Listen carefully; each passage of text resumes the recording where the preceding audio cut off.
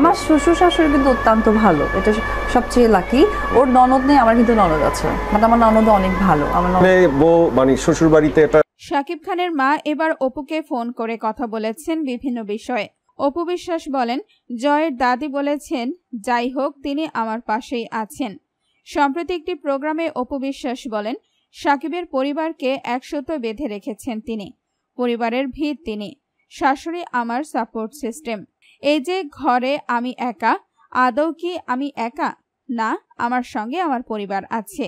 অপু বলেন, যখন যে জায়গায় থাকি তখন সেভাবেই জীবনকে যাপন করি। এখন যখন ঘরে থাকি তখন একেবারেই লক্ষ্মী বউয়ের মতোই থাকি, আবার যখন শুটিংয়ে তখনই শুধুই একজন অভিনয় শিল্পী। আগের মতো সব জায়গায় সব জিনিস মাথায় নিয়ে এখন আর চলতে চাই না, জীবনটাকে আর জগা খিচুড়ি করতে চাই না।